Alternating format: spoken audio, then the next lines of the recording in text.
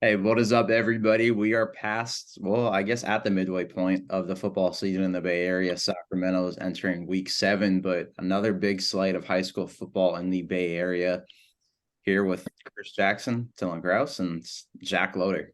How are you fellows doing on this beautiful Wednesday morning in NorCal? Can't complain. Can't complain. Sun's out, birds chirping, and the hunger for football is at an all-time high. I am chomping at the bits to see some more helmets and pads bang together, and the sound of coaches telling kids to, do their thing. How can I follow that up? I'm fired up too. It is a beautiful day. You're right. I think September is the best weather month in the Bay Area. Facts. It's like late summer, and it's just perfect every day, like in the 70s. I'm a September guy in the Bay. Yeah, September is a good month. It finally feels like fall, though. I think that's the best part, where everything just feels different. It's a little crisp. Yeah, it is. But everything's becoming a little crisp too. I think we're seeing that, especially in the Napa region. You're seeing that, Jack. You saw it on Friday night at Memorial Stadium, American Canyon. This crisp kind of rise to prominence again, right? American Canyon hasn't been there really in the conversation of one of the upper echelon Napa football programs with Vintage and those types of schools. Vintage has kind of run that region for the last better part of a decade plus, winning all these league titles, finishing at the top, scheduling tough non-league, but just rolling through league. Now American Canyon goes on the road. You saw that, kind of broke it down online on the Twitter Spaces Friday night, but what is it about American Canyon? What are they showing, and what's different there with their new head coach? Well, the first thing that jumps out at you when you see American Canyon is confidence, right? And that was really evident to us after the game when we talked to Coach Trevor Hudson, and he's just expressed a supreme confidence in his guys, and his players echoed that. But I was thinking about it more in the kind of the days I've had to marinate on this game, and it was honestly really apparent during the game and even before the game. You could say it came off as cocky before the game. It kind of depends on how you want to describe it, but AC came out of the tunnel. They were jumping around. They were gigging. They were trying to get that attention from Vintage, and the Vintage coaches were trying to tell their guys not to give it to them. But it was clear that American Canyon had a mission that night, and it was to show Vintage that, hey, we're here. We're not going to get pushed around tonight. And it was nothing sinister. There was no violence or anything on, no, after the whistle extracurriculars. It was completely within the bounds of mental warfare, and American Canyon kind of won that from the jump. And I think that played a huge role in the final score. So they were able to instill that confidence, impose their will, and for 42 of 48 minutes dominated this game. We're up 16-0 halfway through the fourth quarter. And when Vintage finally made their move, it was too little too late, although they did score 2 touchdowns late. So the swagger and confidence that American Canyon carries itself with translates to a physicality and a bruising run game on the field that can honestly control the clock and win a lot of games. So I was super impressed with American Canyon, both practically on the field and from a more intangible standpoint, the way they hold themselves off the field. Yeah, American Canyon's now 3-2. That very impressive start, especially in VBAL play, beating the class of that league. But their resume alone is impressive. Beat Vintage, they beat Foothill. Yeah, sure, Foothill struggled early on in the season, but Foothill's schedule too out of the gates was not easy either, right? It's one of those things we've talked about before. Right. It's you can't look at records as much through the first 3-4 weeks of the season as much as you look at strength of schedule. American Yeah, Canyon. and that Foothill win looks a little better now that they beat Amador, and who knows if Foothill notches a couple other quality wins. That win could age like some fine Napa County wine if Yeah, American Canyon's lucky. yeah. Foothill. Like speaking of them, that was a win that I definitely it was good to see them get because they lost to Amador last season by a score at their place. They came out with they came out with tenacity and grit. They played really good defense pretty much the whole game, stopping Jake Goldworthy on Amador from really getting anything going. And then offensively, they were on point. They had Michael Donahue make a diving catch in the first half to give them a touchdown lead, and then Eric Olson had a QB sneak to kind of put it away. Good environment overall. Both teams ran the ball really well. The clock management was really good overall. So yeah, just a great win for Foothill. They played really well. And yeah, we'll see what they can do the rest of the season now. So we'll see. Yeah, and Foothill's been one of those teams that's really taken its lumps because I think we mentioned last week a little bit, but Jackson Chandler really got a serious injury last season, out for the rest of the year. Some of the rehab stuff went wrong again. He's out. And then your four-star Chris Lawson moves out and moves to Archbishop Reardon in San Francisco, just part of that tremendous talented class now going through to your Rapid Bodies program. Samir Latier, another kind of college level talent. I know he announced the offer in August, I believe, but now his family has moved over to Tracy. Foothill took a lot of lumps, right? They were the class of Amador Valley for the last 3 years, won that league title each of those years, NCS semis, a couple of times, NCS championship game in the fall of 2021. But then moving to the mountain. Yeah, and there was some interesting goings on with their move to the mountain. Yeah, it was a very interesting move that it's tough to kind of think of, right? Just because the numbers and what the other schools have. And this might be something we can go into in a few minutes too, of how that kind of compares and how those divisions should maybe shake out. But Foothill to kind of come out of all of that, Hobner getting his group ready to beat Amador Valley. Dylan, you saw it in person better than anybody else. What did that show you about Foothill? What did we learn? And maybe what kind of boost can this be for Foothill after being what Danny Jones has said might be Amador Valley's best kind of 2-year stretch of football that he's had? First thing is anything can happen in the sport, which is why I love it. Obviously on paper, everyone probably thought Amador was going to get the win, right? But Foothill came out and they basically were saying how, they felt like Amador was making it a bit personal, but then, Foothill was like, we're going to keep our mouths shut. We're going to practice. We're going to go hard and come out and show people what we got. And they did. Hobner was hyped after the game. He was jumping up and down, like at the students stormed the field after the game. It was just a great environment overall. And I think that, it just goes to show you that anything can happen, really, right? It was a close game, 12-7. So it wasn't a blowout win. It was a clean game overall, but I think Foothill just came in and they really wanted it. And I think that it showed at the end that they came out on top. So it was a great environment overall, though. I loved it. It was, just everything I expected in that game. And I think we can maybe agree that this doesn't mean saying anything about other coaches, but sometimes you get accusations of coaches kind of do a little too much to get kids to transfer. And right, I know those accusations, probably a lot of times it's just rumor, speculation, but Hobner has always been kind of the opposite of that, right? He's never really been one of those guys to try to bring kids over from other cities to Foothill. He's lost out on the transfer bug and he's still found a way to win a big game. What is it about him? What is it about his toughness as a leader?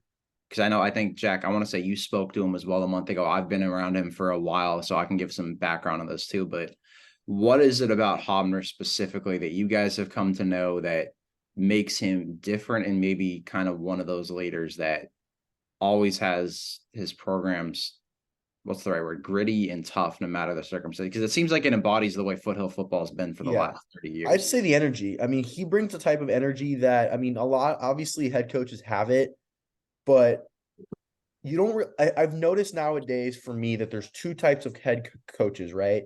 The head coaches that kind of do their thing, but kind of let the assistants kind of take, a little bit. And then there's the head coaches that are really like on top of everything, really feel the emotions. And Hobner is one of those guys, right? He was jumping up and down as much as anybody on that team was after the win. He cares about his team. He brings them together. Pre-game, I saw him giving a passionate speech before. Like, he just brings that energy and he brings that heat and fire that you need, and it feeds off the kids. The kids love him over there. They want to play for him. And I think overall, he just brings a sort of passion and energy that is contagious, and it kind of gets everyone going. He's like super involved with everything, and he just really cares. I think that's the bottom line. He cares so much about what he does, and he wants to see his guys succeed, that he does everything he possibly can to get at the best of his players. And I think that that's what makes him honestly an A-plus coach and in that situation. Yeah, he's intensely loyal is what I gathered when I talked to him before the season. I think that goes a long way with players. I think that's why, when players leave, he probably takes it pretty hard because he is such a loyal coach. But both on and off the field. I mean, I think he's just a loyal guy. From the few words I've spoken to him, it seems like he's just very authentic. I think players appreciate that. And I've heard he's probably even a better econ teacher too. So that's definitely a good thing to hear. But just kind of getting to know him these last few years, I think, Dylan, you hit the nail on the head, the emotions he feels for these guys, because right before their rivalry win at Amador 2 years ago, star linebacker Connor Perez, they just found out he was out for the year. I mean, the kid's high school career is like washed away, done. You could tell Hobner was like on the verge of tears, right? Like it just felt different. Coaches will get upset, sad when one of their players and the captains gets hurt, but seeing that just kind of spoke different volumes. And then the way he felt after that game, just for the kid, the way he got them to rally around is impressive. But now they are going into that crazy mountain slate. Amador Valley, now they trade places with Foothill. Foothill now takes Amador's spot in the Mountain Division. Amador Valley last year had 3 Division I FBS signees: Miles Tucker, James Rothstein, Brady Nasser. But the whole going just to not go Amador's way in that side of the league, because you've got the Clayton Valleys, the Monte Vistas, the SRBs, the Cows, the De La Salles. Amador did win that finale over Cal, but the rest were losses. Clayton Valley a loss, Monte Vista a loss, De La Salle a loss, San Ramon Valley a 10-point loss after Amador just kind of rolled through the start to a 4-1 record with that one loss being to El Cerrito again by 1 score like this year. How does Foothill factor in to this Mountain Division race, and should Foothill be in the Mountain Division too? They don't factor in well. I mean, and that's not even a slight against Foothill, right? Chris, like, no, very few Bay Area teams would factor in well. You take a few out of the WCal, maybe 1 or 2 in the North Bay, and that's your entire list of teams that would be able to compete on a weekly basis in the East Bay Mountains. So it's nothing against them. They might have got the short end of the stick, stuck in there. But hey, what the good part about that slate and their standing now is that the opportunity for huge wins is there, and the opportunity for losses that really hurt you is not there, unless you're like getting the absolute brakes beat off you by 50 every week. No one's going to be like down on your program because you strung together a few losses between De La Salle, SRV, and Clayton Valley. So it depends on how you look at it, whether you're an optimist or pessimist. But the opportunity is there in such a vaunted league, I think, to maybe grab a signature win or two now that you've already got one against Amador. Yeah, I mean, they're not going to win that league or anything, I don't think, but it's a good challenge for them. And it definitely gives them more respect, because they're giving themselves an opportunity to face teams that are going to be really tough. And if they get the win against those teams, it's going to be a statement either way. So I think that it's a good challenge for them. It may be a struggle, but it's also going to be a good opportunity to really develop their guys more for the future, I think. And I think it's going to be good overall. That win against Amador proves that they can hang with some really top teams. So, I mean, hey, we'll see what happens. Yeah, and Amador has beaten Monte Vista. Amador won 41-34. Literally, Yep. Right. Amador's won some big games. They've beat Campbell and beat Ocklawahanna. So that shows Foothill might be there in the race. But you guys both being former athletes, right? I know, Dylan, you played for a legend, and there's probably a lot of times where he said, I know he has the same shtick every year, right? Of we're not the same team, we're not the same program, right? But going into games, maybe going into a certain schedule, certain games, is that an advantage just to have absolutely nothing to lose? Like Foothill really probably has nothing to lose into the Mountain Division, because a lot of people don't expect them to compete, contend in any way. But is there some sort of inherent advantage where Foothill's got, where we literally have nothing to lose playing? Oh yeah, absolutely. It's a win-win scenario for them. They play in a tough conference now. If they lose games, you're gonna say, well, they were playing a tough team. It happens. But if they get a win, it's like, damn, these guys are ridiculously good now, maybe. So I think either way, like there's really no way for them to like have it's really a success either way, right? Because if they're playing De La Salles and Monte Vistas and all those teams, right, on paper they're not favored probably, right? So it's like, oh, they get a loss, oh well, they play tough, but if they win, it's like, okay, cool. So I think what they're doing is exactly right. I think it's smart, and I think that it's going to definitely, in the process as well, I think it's going to help them get better as a program exponentially. How should we divvy up these leagues? Let's just say, should Foothill be in the mountain going forward, or should it almost be Foothill and Amador both stick in the valley? Then the mountain division is the Danville, San Ramon school like Cal and De La Salle on that side. How should those leagues and those divisions really factor out, you think, going forward? Just, I know competitive equity is a big thing, but how should these divisions shake out and maybe be constructed in the future years? I like the way that you just said it, but I also was gonna say I think all rivalries should be in the same league. I think Foothill and Amador should always be in the same league. It doesn't make a lot of sense to me why Agreed. it doesn't make sense to me why you have two Pleasanton rivals who have a storied they have a storied history. Why are they playing in a separate league? Why can't they play each other in a league game? Like Campo and Akalani's always play each other in league every season, and it makes for a story every year. So why are they separated? So that's the way I think you should obviously do it, is have all rivals be in the same league.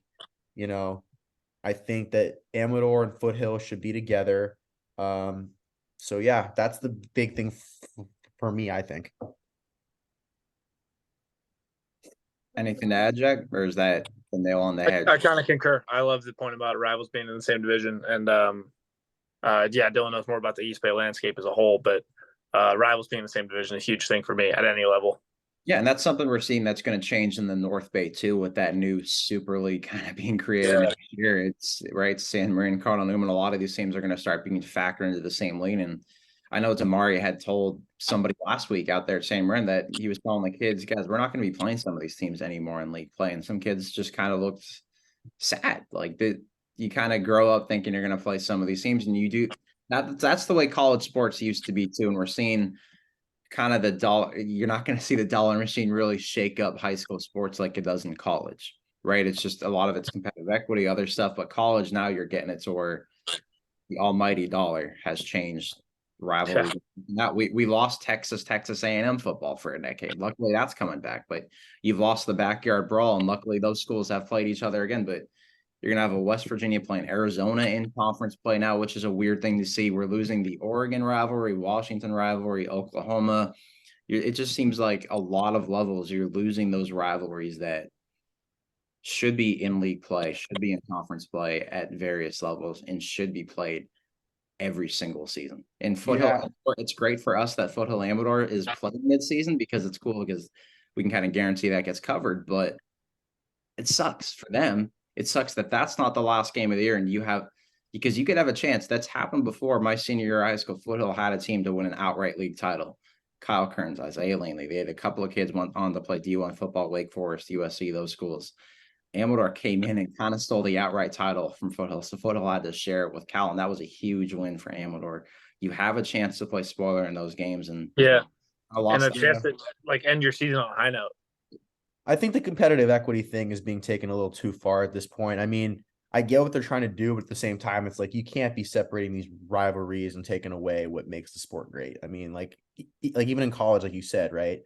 The Oregon State thing, that's being taken away. Like that's that's historic. That should not be taken away. You're getting, Cal and Stanford are moving to the ACC and they're going to be playing random. It's just like, at this point, you're kind of tampering with what makes the sport great, and that's rival games. Because, those are always games, no matter really who is on which team or how good the teams are. I've noticed that those are always the games that tend to be close and the most well played. So you're if you're taking that away and you're taking that, like that real rivalry, like this means a lot thing, then it's just like, why, like, why is the Foothill Amador game a mid-season game? Like you said, instead of being a last game of the season type thing where they're both playing for a league title or whatever, like it takes a big aspect of the game away. And I'm not sure if I like it. That's the big thing for high school sports, I think, now. And the biggest thing I hear too is there's not the same amount of money funneling into high school sports like there is in Texas, right? So it's a little easier to make a 2 or 3 hour trip because there's different money, different booster clubs. Coaches and districts are funneling out more money, and sponsors are, to these programs. Out here, trips in the Bay Area mileage wise aren't bad, but you look at now you've got to go from, let's say, Napa to I don't know, Nevada, Napa to Windsor, etc. You've got these different regions for league play now, and you're making that a weekly thing. How much more difficult is that going to even make it on the student athletes, the players, and the financial budgets for some of these schools too, when you think about it? And that's the same thing you can look at college sports too. Maybe it's great for Stanford and Cal to ensure they get TV money, but now you're a Pacific Coast school playing in the Atlantic Coast Conference, and how is that going to affect the smaller sports too? It's one of those. It affects the travel. It affects just a lot of. It's like, and this applies for high school as well. Like I know you said the trips aren't terrible here, but it doesn't just like this isn't just a thing for this affects the players too, because the preparation is different, the travel's different, everything's different. Like, for example, a Cal player having to go play in Indiana against Notre Dame or whatever ACC schools, or Clemson, like that just it takes a lot out of the guys, right? You have to prepare, like you said, like I said, you have to prepare different. The conditions are different. Like it might be snowing in December or whatever, or November, and you're and the impacts are so large that it makes you question, like, in terms of the product you're getting on the field each week, it almost makes you question it a little bit. Like, what are you going to get out of these schools that aren't used to playing the conditions that they're playing in, or traveling to the games that they're traveling to? So it's just a lot of factors that play in here. Yeah, it sucks to see this kind of stuff going forward. Maybe the pendulum swings again, right? But I guess we'll find out. But now, last thing before we go into against the spreads, and I'm going to mention to you guys your records, because my spreads last week absolutely sucked. Those were horrible. I got destroyed on those. You guys absolutely destroyed the lines I created in that. But kind of last thing, what are some other things you guys are looking for going into this week? And what are some of the biggest storylines you guys took away from this last weekend of football going into, I guess, week 6 in the Bay Area, week 7 in NorCal? Well, the first thing I want to say and shout out is EC Tuga Musu from Reardon. He's a freshman running back. Dude scored 5 touchdowns in the game against SI, and they won the game. I guess the message I want to say is that freshmen can play too. I mean, shoot, I've never seen a freshman be that much of an impact player on a team and be that much of a focal point. So I thought that was really cool to see. I mean, he's on a team with juniors and seniors, and he's taking a bulk of the carries and bruising through people and scoring touchdowns and all that. And it's just incredible to see a freshman just absolutely put the work in on some upperclassmen. That's always cool to see. And this weekend, I'm looking forward to seeing just some good games. I'm going to see Redwood and Terra play. That should be a good game. Tomorrow I got Willow Glen Independence. So I'm just excited to see, what is in store for the week, and, how, teams stack up against each other. And I'm excited to just see some good games. Yeah, I'm going to be at Rancho Cotati on Friday night. I'm excited to see them. Pruitt's been insane this year, so I'm really excited to see him in person. Feels like I'm kind of checking off like a Bay Area 2023 football bucket list with that one. And honestly, I'm really looking forward to seeing the contenders kind of continue to separate themselves. I think that's a really fun part of this time of year when you're in the midpoint of the season. Like, it's almost October, the first week of October, last week of September, kind of hybrid there, where I think a lot of pretenders get exposed and a lot of contenders kind of preserve their seat at the table for the end of the year. So it's like Saturday at the Masters almost. Basically moving week in the Bay Area. The next few weeks, though, I think is where we're going to start to see a lot of things take shape that will be prominent storylines in about a month. Now against the spreads. Last week, Dylan, 4-4. Jack 6-2, which shows that my lines usually it's supposed to be right. The house always wins. Really, the house did not win last week at all. If only that was my actual record last week. I will say this though, I'll take a 500 record any day of the week. It's better than be whatever I was last week, like 2-8 or whatever the hell it was last week. But now here's the thing. Here are your guys' overall records. Dylan's 11-21. Jack is 18-14. Well, that sounds more like it, but not in the good way. Let's try to get that up a little bit. That sounds like a bad completion percentage over there. I need to start putting actual coin on these. Kidding. Sounds like a Jimmy G completion percentage I got there, 11 for 21. I'm trying to forget Sunday night. Please. But Cal, you're gonna be saying that a lot. But anyway. But then now an East Bay matchup, East Bay Mountain versus East Bay Valley. California High School home against Granada. Cal's 3-2. Both the losses, the one to a SoCal team, one to Pittsburgh by 3 points. They beat James Logan, Escalon, Milpitas, and Granada ever since that season opening loss where they were just plagued by drops against Monte Vista. Rattled off 4 straight wins. Kind of 35 plus points every game, 47 plus points. Offensive juggernaut. Yeah. And fun to watch. Yeah, you've got the Boyd brothers, Peyton Richards, Christian Klauser, all these different guys just stepping up in big ways. The last meeting, though, last year, Cal won this meeting pretty handily. 38-7 in San Ramon. Cal is favored -8.5. Give me Granada to cover and maybe win. I think they keep this a 1-score game. I think this is an instant classic. I got Granada winning it by less than a possession, but I think Granada comes out on top, and I think for sure they cover that spread. Yeah, I believe Granada's going to cover that spread. It's very hard to bet completely against them to lose by that much when you see the offense that they have. I mean, it's two offenses that you're going to see, but you're also going to see this game has a potential to be a shootout just because of the quarterback play. But Granada's going to make it close, I think. You know, the Boyd brothers are insane, so I think Granada's going to cover that spread for sure, too. This is that time of year. No, go ahead, Jack. I was just going to say that Granada defense is pretty solid, too, especially in the pass game. They're really good in the secondary rushing the passer. They can get beat in the run game, like especially an outside zone on the ground. I saw a pretty mediocre at best Berkeley team gash them a few times that second half with outside runs that were able to get to the sideline. So Granada needs to work on outside contain. Jake Macedo and those guys at Cal are going to be able to gain a lot of chunk yardage. I totally agree with Dylan. It can be a shootout, but don't lump Granada in with some other porous defenses in that region, because I think in the passing game especially, they can be pretty stout. Yeah, and how about these kind of quarterback matchup bucket lists we're going to have these next few weeks in league play, right? You've got Macedo against Quinn Boyd this week. You're going to have Macedo against a Braden Turner, against a Luke Baker. You're going to have in Marin, right? Dominic and Garcia against a Caden Afsar-Apor, against a Braden Young. There's a lot of different great quarterback matchups coming up these next few weeks. It's going to be a lot of fun. But another quarterbacks in the Bay in general, in my opinion, this season. Yeah, but another one I'm going to give a shout out. Sorry, do we have someone at Granada versus Cal? Looks like we will. Yes.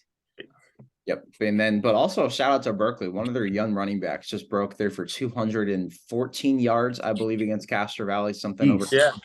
Nate Garland. He had a big game again. He had a couple touchdowns against Granada too. So he's the guy that really gashed them in the run game. Yeah. Once Jalen Harris comes back from injury, their 3-star prospect there in the backfield, that might help Berkeley, especially as this league play and league slate really gets going. But now a North Coast section versus Sac Joaquin section matchup. I saw Jesuit last week and I saw Clayton Valley a couple weeks ago. Clayton Valley home against Jesuit on Friday night. Our own Matt Fair will be there. Clayton Valley 2-2, but Clayton Valley is one of those teams. Early on, the record never looks unbelievable, but they've won 3 straight EBL Mountain titles for a reason. They schedule tough. They play tough. They beat Turlock, they beat Salinas, the losses to Higley from Arizona, and Oak Ridge, who is a top 5 team in NorCal. And Jesuit, though, 4-1. They have won 3 straight games by 30 plus points. And I saw them on Saturday. Saturday afternoon. It was CJ Lee hit over 20 miles per hour quarterback, big time game there. Clayton Valley did win by 14 last year, but Jesuit's just playing great football right now. And on the road, Jesuit's actually the favored dog, -2.5. I agree with that. Sounds about right for that game. Yeah, I mean, Clayton Valley they're 2 good teams. I mean, Clayton Valley's, they got a good team. But I also think that with the new coach and everything, it's kind of, they're still obviously having some growing pains a bit with him being the sole head coach and then figuring stuff out. But I think they've been good all year. I mean, 2.5 sounds about right. Give me the home dog in this one. I think Clayton Valley is a really strong team. And again, Chris, you mentioned it. Their record is often misleading because of the league they play in year after year. Jesuits also shown some weaknesses. They lost to St. Ignatius. St. Ignatius is a really good team, but they lost that game at home. I think going on the road, Clayton Valley is always an incredible atmosphere from what I understand. So I think give me Clayton Valley covering this, probably winning it if I'm going to say they're going to cover 2.5. So should be a close game, should be an awesome game. But I think Clayton Valley comes out on top. And if you love big boy football, that's a great matchup in the trenches. Jesuits got Caleb Hall, a 3-star tackle, Nevada offer. His dad was actually an All-American at Notre Dame back in the day. They've got Tristan McLaughlin, a guard, over 60 miles an hour. George Hendon's first start on the line went crazy for them too. And then Clayton Valley's got some D1 guys, and Manny Cerna, San Jose teammate. So if you like They got battle a in the trenches, huge line. that should be a fun one. And this next one should be a fun one in the trenches too. In Concord, on Winton Drive, De La Salle home against McClymonds. Two powerhouses, De La Salle 3-2, but won 3 straight since facing two nationally ranked teams out of the gates. Just one at Folsom 14-7, and McClymonds 2-1 at home, though. De La Salle's favored big, -20.5. Ooh, I think De La Salle will win, but I think McClymonds is going to cover that spread just because McClymonds is too good of a team to lose by that many points. I mean, I know that they're I mean, I know it's De La Salle, but McClymonds is McClymonds. They have a powerhouse team as well. I feel like people fail to realize how good they really are sometimes. I mean, I know De La Salle is a good team too. They're De La Salle. They have the pieces, but I just don't see McClymonds. I mean, McClymonds' offense is too good to not score a lot, to not score points. And I mean, Jacob Wasso at quarterback is having a great season. I mean, and they got Tajir Golden as well still there. So that team is loaded. I think De La Salle wins, but I think McClymonds is going to make it a much closer game than 20.5. I don't think that spread's going to be met by De La Salle. I'll zag on this. I'll say that I'm a little lower on McClymonds because since they throttled Bellarmine, they've kind of been gradually decreasing a little bit. I think, if I'm remembering correctly. So I'll say it's a closer game for most of the game, but maybe a late score or two from De La Salle covers that. I think they win comfortably. And the next one looks like it'll probably be the Bay Area game of the week game. Dylan will be at Friday night unless voting changes drastically in the next, well, I guess 10 hours until 8 p.m. tonight. But Heritage, Bay Valley Athletic League matchup, Heritage hosting Antioch. Heritage 2-3, but they beat Foothill. They've beat Vintage. The loss is Granada, Whitney, which is out of the loaded Sierra Foothill League out in Sacramento, and then James Logan. Meanwhile, Antioch's 4-1. They beat Arroyo, James Logan, College Park, Tennyson. The last meeting, Antioch 23-14 last year. Antioch's won 2 straight games, but Antioch on the road coming in pretty hot. Won some big games. Antioch favored -4.5. Yeah, I think Antioch will cover that spread. They're a good team. I don't really know too much about them because I haven't seen them play in person yet, but I mean, from what I've seen in the past from Antioch and from what I've, practiced, whatever, they're a good team. They got a good squad.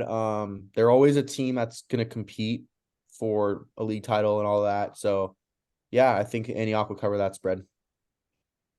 I tend to agree. I think the coach Dudley and what they got going at Antioch is really good. Elijah Stingley's having a crazy good year. Lorenzo Mayfield's been an insanely good dual threat quarterback for them.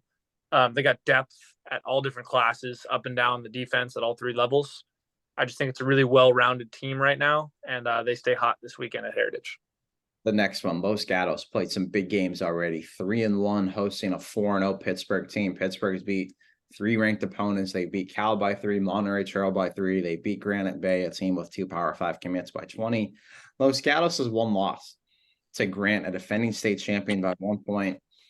Pittsburgh, though, on the road, it's almost pretty much a toss-up, as the line says. Pittsburgh -1.5. Yeah, that's going to be tough. I think Pittsburgh covers that one. They're a good team. I mean, Marley Alcantara is a very good quarterback. He's performed admirably after Jaden Rashada left. That's a team that you would think might have had some trouble this year with all the new faces that you see starting now, but they seem like they're picking up right where they left off. I'm high on Pitt this year. I think they cover that spread. This is such a toss-up for me. I don't disagree with anything Dylan said, but I'll go the other side just to try to gain a game on you. Dill, Los Gatos is a really, really good team too. So I think, sorry, Chris, where's this game again? This game is in Los Gatos. All right, yeah. So give me the home team then. I think that's enough. What do they say? Home field advantage is worth a couple points in a lot of spreads. So give me Los Gatos, if for no other reason than a zag from Dylan, because this one is really close. I think that's a really good line. That trip in Bay Area traffic from Pittsburgh to Los Gatos on a Friday is no easy task either. Yeah, Yeah, that's gonna suck. I feel bad for the Pitt should be on the bus by like 11. Yeah, I feel bad for anyone who's gonna have to endure that drive on Friday. Do we have boots on the ground at that game? Yes, we do. We do. Sweet. Yep, another big game covered. And this next one, Jack will be at too in Rohnert Park. Always a fun atmosphere there. Rancho Cotati home against Pleasant Valley from Chico. Last year, Rancho Cotati won this game on the road by 11, 32-21. Pleasant Valley's 2-2, but it's 2 losses. Oak Ridge, Central Catholic, both top 5 teams in the Valley. Rancho Cotati's 3-1. They beat some good teams. The only loss was by 1 to Redwood, a loss that keeps looking better on better. Redwood's now ranked as well. The line, though, is literally even. Even line. All right. That makes things fun. Well, if it's an even line, I think shoot. I don't know. Jack, you go first on this one. I got to think for a second. I was waiting for you to ask me to go first so you could have the advantage for once. I'll take the home team. I'm going to see Rancho Cotati for the first time. You know, they're the team that's kind of in our region, Dylan. So I'll take them to win this. They won by 11 last year. There's been a little bit of a shift in the landscape, as Chris mentioned, but I think it's enough to get a win at home, maybe by 3 to 7 points.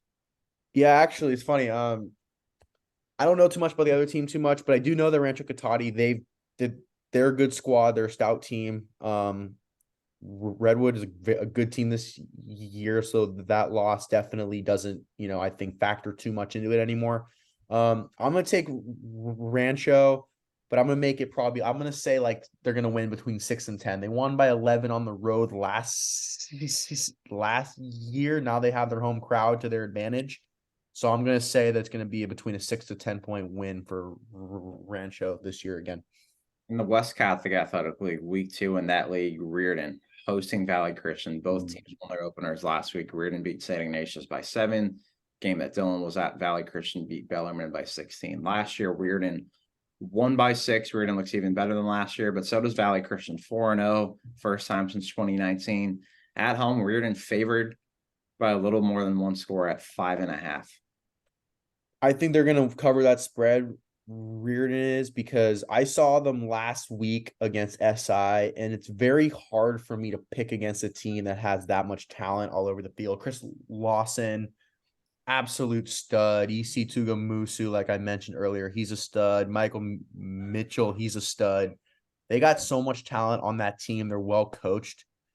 I can't pick against them from what I've seen, so I'm going to pick them to cover that spread, and Reardon's going to win. Yeah, I think that offense is too dynamic. What Michael Mitchell Jr. has done, I kind of wrote about it in my sophomore spotlight yesterday. Nothing short of incredible, and just for anybody, regardless of age. So he's leading a really hot unit. I think they cover that as well. I think they're too good to not cover that. And the next one in San Mateo will have boots on the ground again for this one. A matchup that's been great the last few years. 2021 split it. St. Francis won at Sarah big in the regular season, but then Sarah got revenge. Really won its kind of NorCal reign started when Sarah won that game, then went on to a state championship game, and then the next year kind of just rolled through NorCal. But Sarah 4-0, beat so many powerhouses: Central Catholic, De La Salle, Folsom, you name it. St. Francis 2-2, but beat Midi by 22 in the league opener. Also beat Monterey Trail. The line, though, Sarah at home, a pretty big home favorite at -13.5. Ooh, yeah, Sarah's covering that. I mean, Sarah at home they're basically unbeatable. They beat De La Salle 28-0 at home, and they handed De La Salle's first shutout, I want to say, since like 2005. So I mean, Sarah at home is a different beast. They give off the vibes of just being completely dominant at home. And St. Francis is a good team, but there's a reason why they're ranked number 1 in the Bay Area. Their coaching staff is next level elite. They have a really good tight end in Cole Harrison. Their defense is great. Jabari Man is just a beast. They have so much talent. It's very hard for me to pick against them ever. So yeah, Sarah's covering that spread, I think. Yeah, I agree. I wish I could take the other side because I like a good dog, but Sarah's too good. I don't think they're going to be really challenged until the maybe the CCS final in the NorCal Open Division Bowl game. So maybe they'll hit a closer game in the WCal, and we'll have dog cover the spread, but I don't think it's this week. In the last game we've got, teams are combined 7-1. Game in Vallejo Friday night is St. Patrick, St. Vincent versus Salesian. St. Pat's won big last year, 50-14. Maybe we'll get another thank you, Jack video for him picking against them a few weeks ago. The line, St. Patrick, St. Vincent, minus 16.5. I don't know if I they probably want me to pick against them again, right? Yes. So I'll do that. I'll say they do not cover the minus 16.5. Still think they're going to win, so you guys can't get too uppity at me.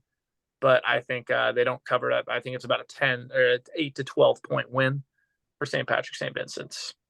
Yeah, I'm gonna say that St. Patrick, St. Vincent's gonna win. I don't think it's gonna be that big either. I think it might be like a 10-point win, but I mean, Josiah Jones, 5 touchdowns the week I saw him play in the second year ever of the sport. It's just, I mean, you gotta have that's ridiculous. And they just got such an athletic team all around. That they're faster than a lot of teams I've seen. So if they get going with their speed, I don't think they're going to lose this game. I mean, most teams probably can't hang with them speed wise. So yeah, no, I think SPSV is going to win this game I don't think they're going to cover the spread, but I think they're going to win the game by 8 to 10. I know Dylan's chopping at the bit for this last one. Before we go, hot take of the week. Ooh, hot take of the week. Well, my hot take is that Alameda is going to have a serious chance in Division 4 to make some noise in playoffs. The reason why I say that is they're 4-0 for the first time in years. They're having their best season they've had in years. They're the only team in their league that's undefeated right now. And they've had some good wins. They dominated Rival Encinal. And the games that they've had this year, let me pull up Max Preps real quick just to go over Alameda's schedule just real quick because hold on, let me see what's up, Max. So yeah, so Alameda won 34. They're 4-0. They beat Concord 49-0. Their closest win this year was an 18-10 win against Mills. They haven't had the best strength of schedule, but the games they have played, they've made light work out of their opponents, and that's what you should do in that situation. So I think Alameda this year is a team to watch. I put them as a sleeper for NCS D4 as a team to watch. But I really do believe that Alameda this year, especially when they get to the playoffs, because I think they're going to make it this year, they're going to be a threat when it gets to that point. I'm thinking. I'm trying to pressure cook my my hot take because I have a couple ideas here. I'll go to North Bay to Sonoma County and say that Windsor and Cardinal Newman will not lose the rest of the way until they face each other on November 3rd. So that last game of the season, which means Cardinal Newman would be 9-0, Windsor would be 7-1-1. And I think those teams are both so powerful and are kind of slept on the beginning of the year. They're going to come into a huge clash at the end of the regular season that's going to determine a lot of NCS seeding and set each other up for a run at state.